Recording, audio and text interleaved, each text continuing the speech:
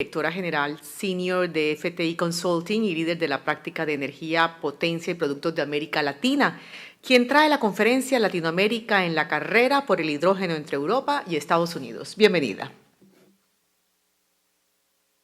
Que te lo baje más o subirlo. Subirlo.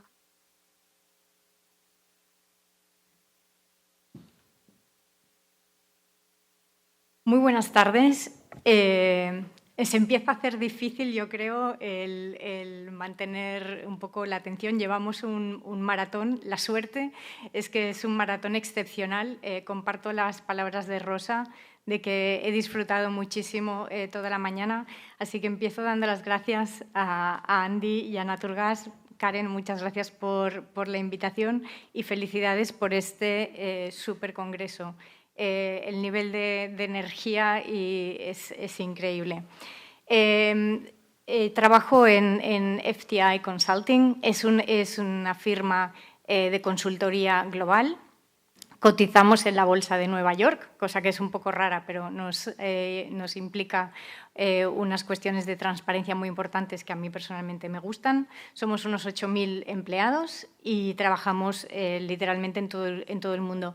Tenemos una práctica de energía que es muy especializada y se concentra en algunos países y hemos apostado desde hace un año de una manera más específica por el trabajo en América Latina.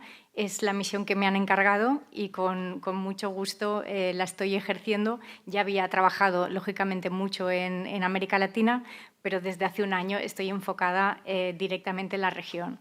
Entonces, bueno, os voy a hablar desde creo que se ha dibujado todo, o la mayoría de las cosas se han estado dibujando a lo largo de la mañana y de la tarde, y me parece que la única aportación que puedo hacer aquí es traeros mi visión casi más personal, diría. Entonces, así voy y espero que os divierta al menos o que sea interesante que, bueno, como una persona con el corazón partido entre Europa y América Latina, porque ahora realmente estoy como entre los dos mundos por mi pasado, mi presente y lo que espero que sea mi futuro, que es América Latina, pues bueno, cómo lo estoy viendo con estas dos patas. La historia de FTI con el hidrógeno viene de mucho tiempo atrás. Y esto se debe, bueno, como muchas veces en la vida, a ciertas personas y algunos de aquí conocéis a mi compañera Ivana Yemelkova, que además de dedicarse a esto desde, ya te digo, desde hace 2 décadas, cuando ella estaba en Bruselas, nosotros acogimos al European Hydrogen Council. Y cuando ella se movió a Estados Unidos, a Washington, ella generó lo que es el Global Hydrogen Council. Con lo cual, nuestra historia está ahí desde antes de que se hablara del hidrógeno de una manera tan fuerte como se habla ahora.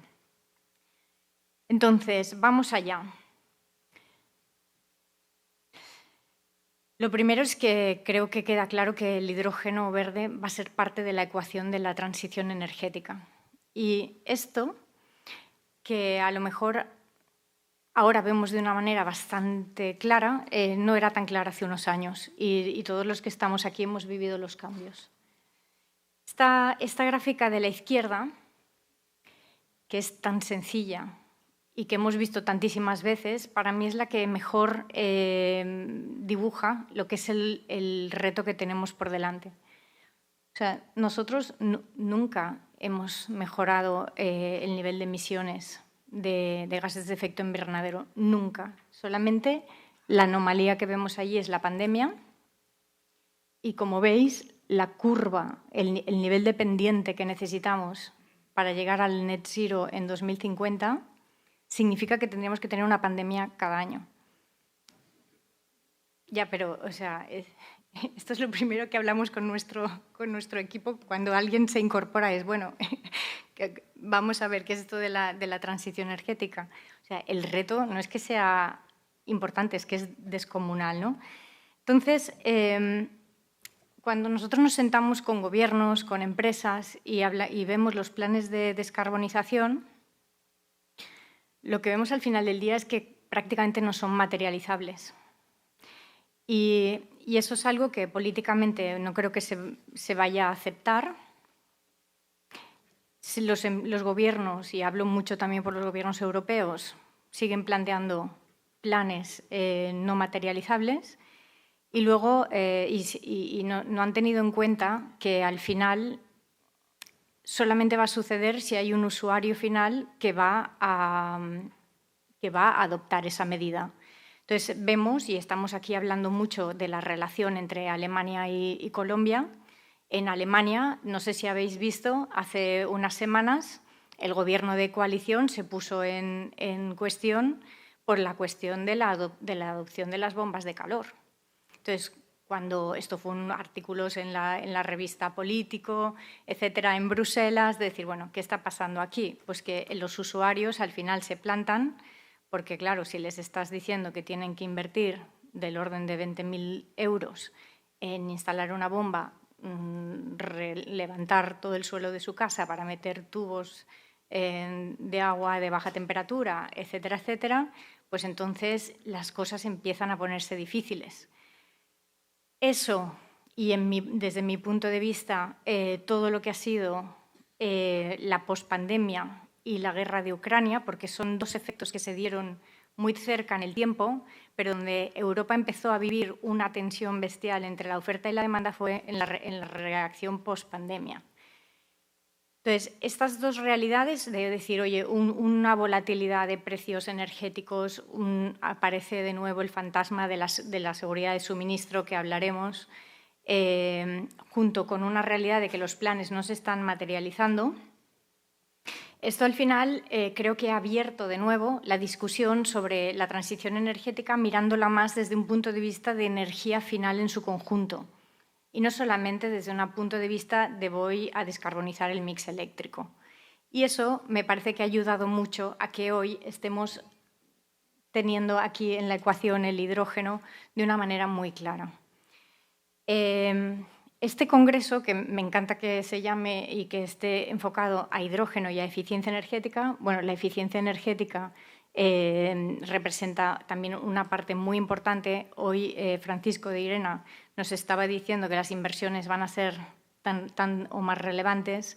Hemos escuchado a la compañera de Green Yellow que, bueno, de eficiencia energética con su matriz en Francia y los certificados de ahorro es un tema apasionante en el que FTI ha ayudado al gobierno español, por ejemplo, a implantar un modelo de certificados de eficiencia energética.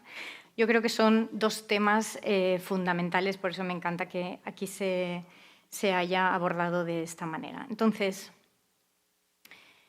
¿dónde estamos hoy? Esto ya hemos hablado. Yo no voy a hacer ninguna aportación adicional, ¿no? O sea, estamos hablando de que el consumo de hidrógeno es un 2,5% de la energía final, que está concentrada en unos usos muy concretos, en refino, en industria, suministrada muy marginalmente por un hidrógeno bajo en carbono. Con los países que van a jugar aquí, y aquí sí que empezamos a entrar, es bueno, Europa, Estados Unidos y China, tanto hoy como en 2030 son los países que van a empezar a jugar. Y lo que vemos, y aquí es donde empezamos a pensar en el rol que tenemos como región en América Latina, es que bueno, no todas las regiones van a tener un equilibrio de oferta y demanda equilibrado. Va a haber algunas regiones deficientes que no pueden generar todo lo que pretenden consumir y al revés, ¿no? Hay regiones, y estamos hablando claramente de Australia o América Latina, donde por el nivel de recurso renovable que tienen, los factores de carga, la disponibilidad de terrenos, etcétera, van a poder tener esta capacidad de exportación. Aquí lo que veis en la parte derecha de la slide, y bueno, lo centramos en Alemania porque realmente va a ser un país con déficit Esto lo veremos después un poquito más adelante, pero por eso Alemania está tomando el liderazgo de empezar a cerrar acuerdos de entendimiento, etcétera, para suministrarse. Esto hay que entenderlo en el contexto de la guerra de Ucrania. Nosotros en ese momento nos pidieron un trabajo, una empresa privada, donde querían ver y entender qué sucedía en un escenario de no Russian gas. Es decir, si realmente Rusia cortaba todo el gas, todo el suministro de gas, ¿qué iba a pasar? Y, sinceramente, para mí fue, no sé, un poco escalofriante el ver que, efectivamente, si nos venía un invierno duro, Europa Central no tenía gas. Eso en Europa, o sea, sencillamente no estaba en nuestro imaginario. O sea, nosotros ya nos habíamos olvidado de lo que era una cuestión de seguridad de suministro. Y eso Alemania yo creo que lo lleva grabado, ¿no? Y ha reaccionado muy claramente. Esto lo hemos escuchado, de hecho, esta mañana, ¿no? Simón nos ha hablado en este sentido, decir, o yo lo he interpretado así, ¿no? Dice, bueno, no solamente Alemania va a priorizar la geopolítica y no va a mirar exclusivamente los acuerdos comerciales. Y yo eso lo entiendo de esta manera. Además, creo que el hidrógeno es un hedge natural a lo que es la volatilidad de los hidrocarburos. Y esto va a ser algo que comercialmente también va a tener mucho interés.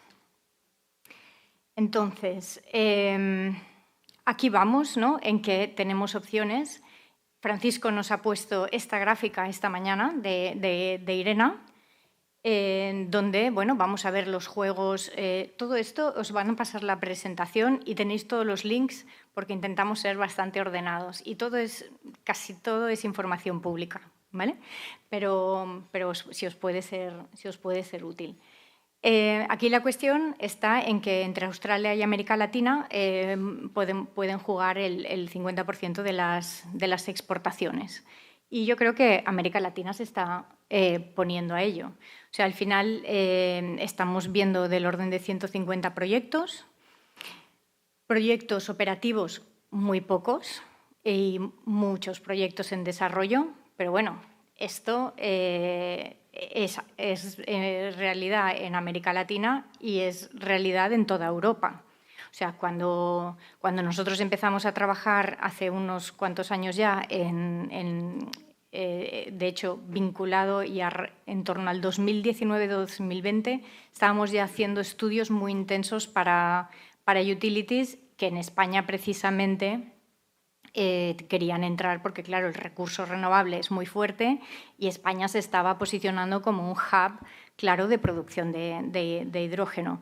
Bueno, allí ya, y os enseñaré unos cuantos, claro, salieron una cantidad de proyectos de debajo de las piedras que, bueno, con el tiempo se van destilando y algunos acaban materializándose y algunos no. Pero hay muy pocos proyectos operativos también en Europa. Lo que quiero decir es que es una situación donde, lógicamente, está empezando a hervir todo el mercado y que, al igual que en el resto de geografías, ahora se trata posiblemente de dar el siguiente paso y demostrar proyectos a pequeña escala.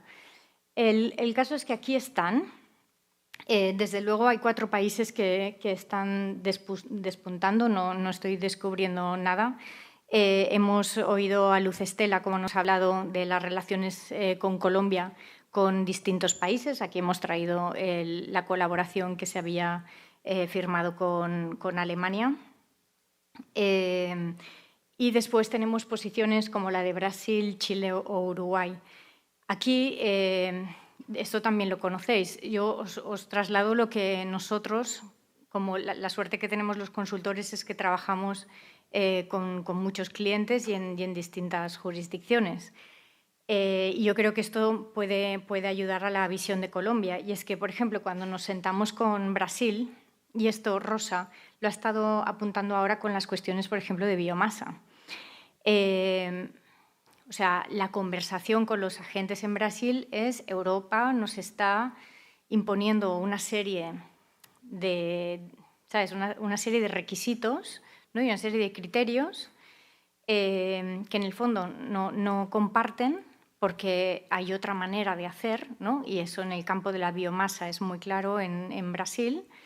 Y entonces, bueno, cómo al final hay que acabar participando en esas mesas en Europa, que también es lo que nos hablaba Francisco, ¿no? de Irena, y creo que esto es un takeaway de estas conversaciones, ¿no? De cómo intervenir, si es que se quiere materializar esta oportunidad, cómo intervenir en estas mesas, cómo ayudar a fijar los estándares, porque si no, y ahora lo veremos, Europa de burocracia sabe mucho. Y entonces yo creo que vale la pena pactar desde el momento cero y tener las rutas claras, y de que las rutas que se fijan y se acuerdan van a ser bien aceptadas y no se va a poner ningún problema en cuanto a criterios de sostenibilidad. Esto ha sido una conversación muy fuerte en Brasil. Por ejemplo, mis conversaciones en Chile. En Chile sabéis que por la estructura de mercado ha habido problemas con las energías renovables, con muchos proyectos renovables. Ha tenido un desarrollo muy rápido, pero justamente con el incremento de precios de las commodities y por cómo es la estructura de los contratos, pues ha puesto en aprietos a muchas plantas renovables. Y se está virtiendo muchísima energía renovable. El año pasado fue del orden de un 6%, este año prácticamente está en el doble. Y eso significa energía renovable que se tira, cuando podríamos usarla, por ejemplo, para un uso como el hidrógeno. Y en Chile se ve una prioridad muy clara de Boric, del presidente, por el hidrógeno. De esto salió todo lo que fueron las conversaciones durante el verano, con la visita de von der Leyen, etcétera, y allí ellos acordaron varias iniciativas, que es lo que estamos poniendo aquí, y bueno, no os tengo que contar porque desafortunadamente he estado en proyectos aquí en La Guajira y todos sabemos lo que eso significa, ¿no? Entonces, son trabajos y cosas que hay que anticipar si es que queremos ir a capturar esta oportunidad. Tenemos muchas barreras, de esto también se ha hablado, y solamente os voy a compartir algo que a mí me ha resultado curioso. Hemos trabajado con algunos abogados donde estamos discutiendo cómo se tienen que articular los contratos de off-taking de hidrógeno. Y es una discusión francamente interesante porque, bueno, esto es un mercado que todavía está por hacer, pero, por ejemplo, el cómo se fija la estructura de pricing. Tenemos algún proyecto en Estados Unidos, por ejemplo, que se está estructurando contra el precio del amoníaco. Y esto dije, ostras, pues, bueno, no, estás acostumbrado a que sea un cost plus de lo que es la producción de hidrógeno, es decir, un precio que blinda completamente el riesgo al productor, pero allí lo están viendo al revés, ¿no? Como ¿cuál es el precio de sustitución respecto a la molécula que yo compraría en un mercado transparente? Y entonces, ¿y qué va a pasar? ¿Se va a llegar a generar un mercado transparente de hidrógeno con suficiente liquidez como para poder cerrar un tema de pricing? Bueno, son cosas bastante interesantes. Entonces, al final se va a parecer a un contrato de LNG, donde, pues bueno, tenemos duraciones muy largas, con mecanismos de reopening de precio, o no. Bueno, ahí os dejo mi reflexión, habiendo visto esto y cómo se va a cerrar el riesgo en el precio para el productor y para el off-taker. Pero claramente lo que nos está faltando es el off-taking. En definitiva, sin off-taking es imposible cerrar la financiación. y al final pues esto no está sucediendo por los altos costes de producción. Entonces, bueno, estos son unos costes públicos, ¿vale? de la agencia y de cómo se espera que escalen. Muchos colores, como hemos hablado, del hidrógeno y desde luego distintas posiciones. Y al final, en definitiva, vamos a estar compitiendo. O sea, el hidrógeno verde va a competir contra opciones convencionales o contra otras opciones renovables que puedan ser más competitivas. Entonces, al final, el espectro para cada una de las soluciones se tiene que examinar independientemente, ¿no? Bueno, vámonos un momento a Europa, ¿vale? Y aquí, cuando estábamos hablando con Karen de cómo enfocar la charla, era, bueno, vamos a hablar un momento de cómo lo puede estar viendo Europa, solamente por la perspectiva de que América Latina puede querer vender a Europa, ¿no? Es un poco, para mí, el punto de vista. Europa ya empezó a plantearse todo esto hace un tiempo. Los objetivos que fijó en 2020, solamente en cuestión de 2 años, como veis allí, se doblaron. Y en medio lo que sucedió es el tema de la pospandemia y de la guerra de Ucrania. Y lo que se vio claro es que la seguridad de suministro volvía a ser un tema fundamental. Esto fue acompañado también de objetivos muy fuertes en gases renovables, por ejemplo, que era, bueno, una discusión que también se había dejado un poco de lado. O sea, durante mucho tiempo todo se respondía con ¿cómo vamos a hacer la transición energética? Electrificando.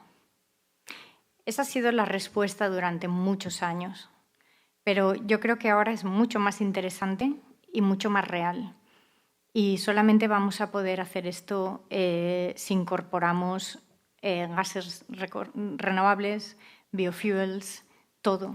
Hay que incorporarlo todo. Y una gran dosis de eficiencia energética, que para mí también es lo primero. Entonces, bueno, estos son los objetivos que tiene Europa. Europa piensa, bueno, ha doblado. Estamos hablando de 20 millones de toneladas en 2030, de las cuales espera importar la mitad. Y esa es nuestra oportunidad como región. Luego, con la Red 3, recientemente aprobada, estamos hablando ya de objetivos más concretos en industria y en transporte. Y bueno, como decíamos, la burocracia de Europa y la capacidad de producir papel es casi infinita. Esto es solamente un ejemplo. Debo confesar que a mí no me molesta porque me encanta todo lo que es regulación, pero vaya, luego veremos que lo que aquí son 7 slides, Estados Unidos es una slide, porque lo tienen bastante más claro y bueno, lo pensamos de otra manera. Al final lo bonito es encontrarnos en algún punto, ¿no? Pero desde luego las maneras de hacer y la cultura es muy distinta y mucho más pragmática, diría, en Estados Unidos que en Europa. Pero bueno, a pesar de todo, debemos reconocer que Europa empuja la transición energética y lo hace a su manera, ¿no? Bueno, esto es un ejemplo de algunas piezas legislativas que son para mí a lo mejor las relevantes en este momento. Toda la estructura legislativa pivota en torno a las directivas y después, pues bueno, hay desarrollos normativos. Solo me gustaría hablar de 3 y son un poco arbitrariamente seleccionadas por lo que creo que puede estar interesando ahora. Lo primero es que se ha puesto ya en marcha el CBAM, el Carbon Border Adjustment Mechanism, que está vinculado a todo el mercado de CO2 de Europa, que posiblemente conoceréis. Bueno, esto va a ser muy importante. Ha sido algo que se ha dilatado en el tiempo. No se quería tomar esta decisión porque geopolíticamente es muy difícil decir, bueno, pues a partir de tal fecha vamos a poner aquí un arancel que en función de las emisiones de CO2 de estos productos vas a tener aquí un pago y una compensación porque, claro, los productores europeos aquí se están dejando las cejas pagando las toneladas de CO2 que emiten, ¿no? Entonces, bueno, se quiere equilibrar esta balanza y esto ya está empezando a funcionar. Ahora está como en una fase muy embrionaria de medidas, ya de empezar a testear el asunto, pero bueno, poco a poco va a ir avanzando, esto ya no tiene vuelta, va a ir avanzando y vamos a ir viendo cómo lo que eran las free allowances, las emisiones gratuitas que se les daban a los grandes productores, desaparecen. Y entonces, bueno, pues ya se va a ver todo el peso del CO2 en las cuentas de las industrias. El segundo, sobre el que quería llamar vuestra atención, es que habréis oído hablar también el European Hydrogen Bank. Esto, al final, va a ser un instrumento de financiación que se va a lanzar muy próximamente y que, bueno, es un fondo con cientos de millones asociados, donde lo que se va a dar es, por así decirlo, una prima para, bueno, un poco lo que puede estar dando el IRA de unos euros por kilo de hidrógeno verde, va a estar enfocado al hidrógeno verde y se va a dar pues, esta prima durante 10 años. Y aquí lo que es interesante es que en una primera fase es para proyectos domésticos, pero como hay la mitad del hidrógeno que se quiere consumir, se quiere importar, se va a abrir a proyectos fuera, ¿vale? de otros países para importación. Lo digo pues porque estos son mecanismos interesantes si es que se quieren desarrollar proyectos de exportación. Y, por último, quería señalar los desarrollos que ha habido y solamente este verano y de esto estuvimos hablando con Marco San Juan de Promigas, que no sé si está por aquí o no, pero estuvimos hablando ayer porque el piloto que estuvimos viendo pues, utiliza y piensa utilizar en su escalado energía de la red para producir el hidrógeno. Entonces, no quiero extenderme mucho, pero solamente quiero llamar la atención sobre algún punto aquí. En lo que ha sido el desarrollo de la normativa europea, lo que vemos es que están exigiendo unos criterios muy fuertes de adicionalidad, es decir, tú no puedes usar renovable que ya esté allí puesta desde hace más de X tiempo, es decir, tienes que demostrar que estás metiendo energía renovable específicamente para la producción de hidrógeno. Luego hay criterios de simultaneidad, sí, simultaneidad geográfica y temporal. Es que en Europa nos gusta hacer las cosas complicadas. Pero, claro, esto para proyectos en América Latina que quieran certificar hidrógeno y venderlo en Europa, hay que incidir en esto desde el momento cero. Y hablarlo, pactarlo, reajustarlo, todo lo que sea necesario para que luego todos los proyectos de exportación vayan de una manera suave y sin ningún tipo de sorpresa en el camino. Aquí, y os lo dejo en lo que son las slides para que lo tengáis, esto lo han preparado nuestros colegas de Francia, que trabajan mucho en este ámbito y como es algo que ha salido este verano, nos han echado una mano ellos, es mi compañero Emmanuel Grand. Y aquí tenéis bien segregados los distintos casos que está permitiendo la comisión, ¿no? Y en qué casos va a funcionar y en qué casos no. Solamente os voy a llamar la atención sobre algo. Bueno, el caso de la izquierda es una conexión directa, que es como se han hecho muchísimos pilotos en Europa. Es decir, tú tienes tu renovable, que la enganchas directamente con una batería o no en medio a tus electrolizadores y de ahí vas directo a tu off-taker. Bueno, aquí, como veis, incluso también te están exigiendo que la instalación no puede haberse hecho mucho de renovables mucho antes de lo que estás metiendo los electrolizadores, ¿no? Entonces, hay esta simultaneidad temporal también en este aspecto. Y luego están aquí los casos que veis como Compliance Case 1, 2, 3 y 4, donde, en función del grado de descarbonización de la red, pues te van a exigir más o menos. Pero por poneros el ejemplo, en el primer caso, que es el menos restrictivo en términos de requerimientos, tienes que tener un porcentaje de renovables en la red de más de un 90%. Es que en Colombia no llegamos. O sea, es que, claro, son criterios muy exigentes. Y si no, se nos empieza a complicar la jugada.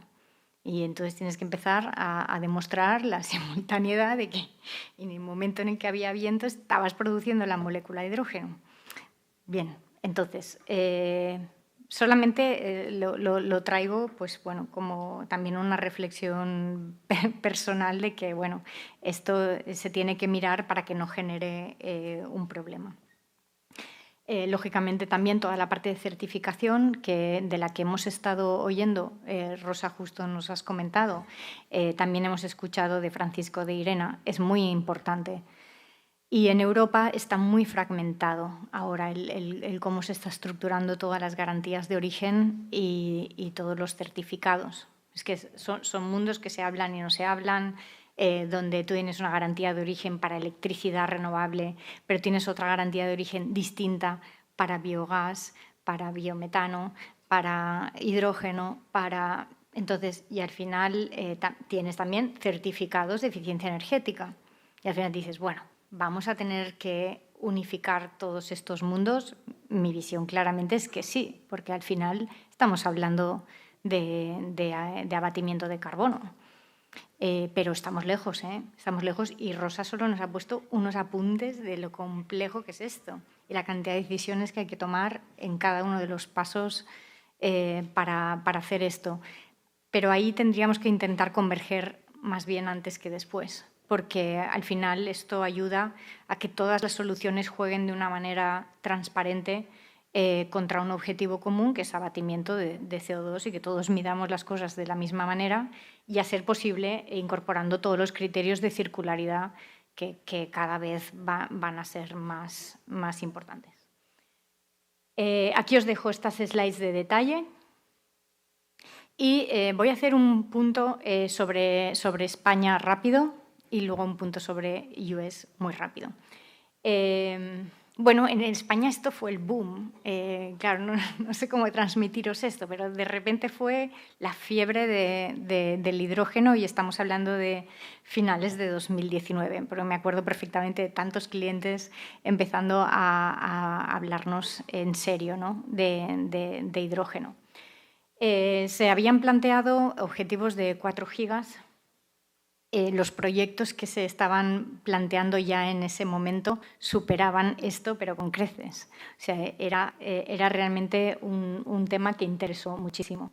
Se pusieron también algunos objetivos específicos para transporte en España, pero sobre todo va con un mecanismo de obligaciones. Es decir, pues tanto porcentaje, que en este caso se está discutiendo que llegue a ser hasta el 74%, lo que está aprobado ahora es un 25%, pero hasta el 74% del hidrógeno que se use en la industria tiene que ser verde. Eso es un esquema de obligación. ¿Por qué? Porque España tuvo muy mala experiencia con lo que fueron las feed-in tariff para las energías renovables. Tan mala experiencia como que no sé si os acordáis que tuvimos una cosa que se llamó déficit tarifario, que llegamos a tener 30.000 millones de déficit tarifario y que todavía hoy estamos pagando. Son un poco parecido a lo que serían los mecanismos de estabilización que hay implementados en algunos países aquí en América Latina. Entonces, bueno, eso pues como que no gustaba el asunto de dar una prima por kilo de hidrógeno, ¿no? Entonces se ha ido más a un esquema de obligaciones. Entonces, también hay mucha discusión en Europa sobre todo lo que es transporte, ¿vale? De cómo tiene que transportarse, si tiene que haber una red dedicada o no. Y ahora os hablo un minuto del proyecto de Nagas, ¿no? de todo el corredor del Mediterráneo. Bueno, hemos hecho análisis de la demanda que vosotros habréis hecho igual, muy detallados, y al final se puede identificar muy bien dónde van a estar las demandas de hidrógeno. Esto es ilustrativo y no es up-to-date, pero sí que os da una idea de dónde encontrábamos los hubs. Al final, nosotros íbamos superponiendo layers, ¿no? de bueno, lo que son las demandas evidentes de refinerías o de fabricantes de fertilizantes. Luego le íbamos sumando otras capas de polos industriales, si tenían un acceso a portuario o no, o, por ejemplo, las capas de cercanía a núcleos urbanos para transporte en las ciudades. Esto vuelve a ser un ilustrativo no actualizado. Pero aquí veis el gran proyecto en España ha sido el proyecto de Iberdrola con Fertiberia, que posiblemente todos conozcáis y que se ha puesto en operación ahora, ¿no? Es realmente el pionero. Aquí estábamos hablando de opciones de... Tenemos un pequeño incidente en la sala. Para Fertiberia, que es uno de los mayores consumidores de gas natural de España, pero realmente top y o sea, consume muchísimo, puede significar un 10% de su demanda este proyecto, con lo cual, bueno, empieza a ser un proyecto bastante interesante. Después ha habido otros como el Green Highland de Mallorca, que también es un proyecto que ha avanzado bien, con Acciona, con Enagas, con Redexis, con Cemex, donde aquí sí que había inyección, se transporta. El de Iberdrola es un off-grid completamente. Y luego el corredor del Mediterráneo, porque también es una cuestión importante todo lo que es transporte. Y bueno, esto es un proyecto que ha sido también, nos ha llevado muchos años por una cuestión entre Francia y España, pues donde teníamos que pasar el tubo por los Pirineos, y aquello ha sido una cuestión política de décadas. Y bueno, ahora se está diciendo, bueno, pues no pasaremos gas natural, ya vamos a pasar directamente hidrógeno. Entonces, son bueno, proyectos del orden de 3.000 millones de euros, donde al final también se va a interconectar con Portugal. Y bueno, Enagas hizo un call for interest sobre esta infraestructura, y claro, la respuesta es muy fuerte, positiva, pero bueno, todavía está abierta hasta el 17 de noviembre. Vamos a ver próximos pasos sobre esto. Entonces, bueno, y ahora solamente os voy a dar bueno, os dejo aquí una pincelada sobre Alemania, pero aquí hay gente muy experta en esto. Y el one-pager sobre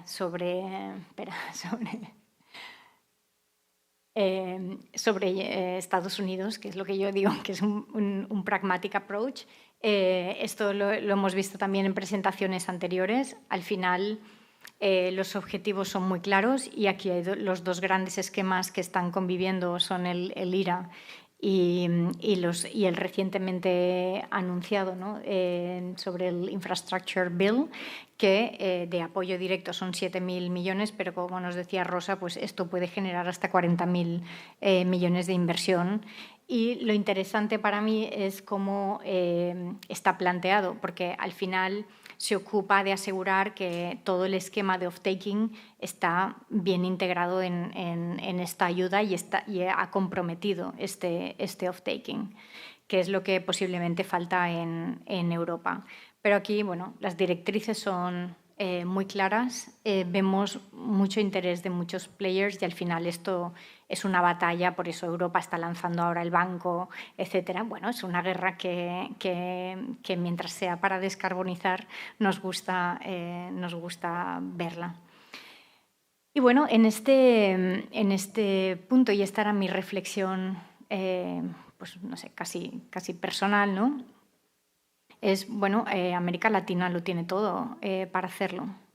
Y la pregunta es si se quiere tomar esta oportunidad, ¿qué tenemos que hacer, ¿no? Al final.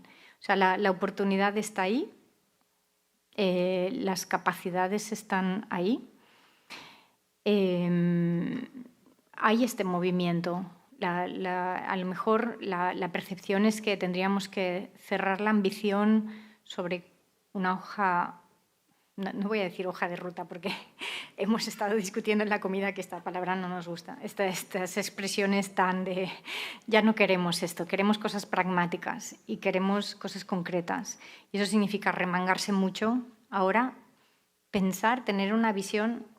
Podemos equivocarnos, claro, podemos equivocarnos, pero intentemos dibujarla hasta el final, intentemos averiguar y asegurar que todo lo que tenemos que hacer para llegar a la línea ¿no? a la meta está liberado y está claramente entendido y dibujado, y a por ello.